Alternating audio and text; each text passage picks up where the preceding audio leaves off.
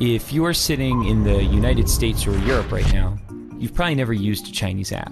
But the reality is, if you want to know how the internet will develop, China, the land once known for its cheap ripoffs, has actually become a guide to the future. You know, the internet is the internet. But for China, the internet is more like an intranet. It's largely walled off from the Western world by this incredibly complex system of filters and blocks that we call the Great Firewall. And basically, the Great Firewall blocks any foreign site the Communist Party doesn't think it can control. So that means there is no Facebook, no Twitter, no Google. Instead, what filled the internet vacuum was a generation of Chinese copycats that have grown into huge companies. So for Google, you had Baidu. For YouTube, you had Youku. For Twitter, you had Sina Weibo. And the list goes on and on. It's almost as if the Chinese internet is a lagoon as an aside to the greater ocean of the internet. And in that lagoon, there are these swamp monster apps that bear some resemblance to the creatures in the ocean, but are mutated in some ways because they evolved in a different kind of environment. But things have started to shift in the sense that before, no one outside of the lagoon really cared about the swamp monsters. But now all of a sudden, some of the features they've developed are so amazing that Western apps are trying to copy them. And the greatest example of this is WeChat. WeChat is an example of, for lack of a better word, a super app. It's a Swiss Army knife that basically does everything for you. It's your WhatsApp, Facebook, Skype, and Uber. It's your Amazon, Instagram, Venmo, and Tinder. But it's other things we don't even have apps for.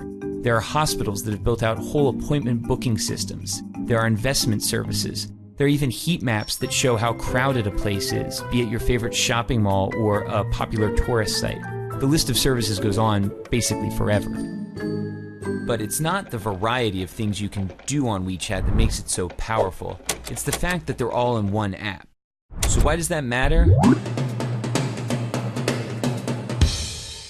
Hypothetically, imagine you're sitting at home and one day you notice your corgi is dirty.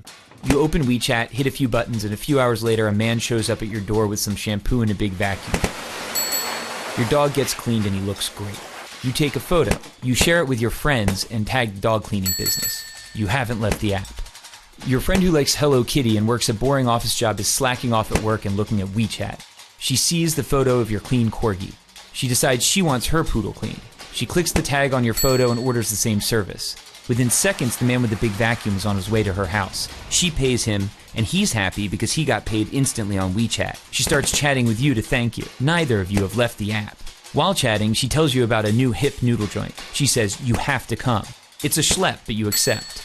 She orders food while still at her desk. You order a taxi. She pays for the food. On the way to her house, the man with the big vacuum invests the money he earned from both of you into a wealth management product that's probably a little too risky. Neither of you nor the man with the big vacuum have left the app. Both of you arrive and the app tells the kitchen you're there. Your WeChat profile photo pops up on the wall. It's an old photo from the year you had that weird part in your hair. Of course she makes a comment. Your food is served. You notice your meat is a bit overcooked, so you snap a photo and post a disparaging restaurant review. You're already on your phone and you remember you still owe your friend money because she paid. You transfer her money. Neither of you, the man with the big vacuum, nor the restaurant have left the app. At the restaurant, there are no menus, there are no waiters, there is no cashier. There is only WeChat. By rolling so many functions into one single app, it's altered the concept of virality. It's no longer just videos or images or tweets that can go viral. It's a dog washer, noodles, all sorts of companies and products that get the push of a social network. Here in China, that network is 700 million people. Sounds great, right? Well, it is, but using a single app to find a date, schedule an oil change, or notarize a document also enables WeChat to collect a staggering volume of personal data.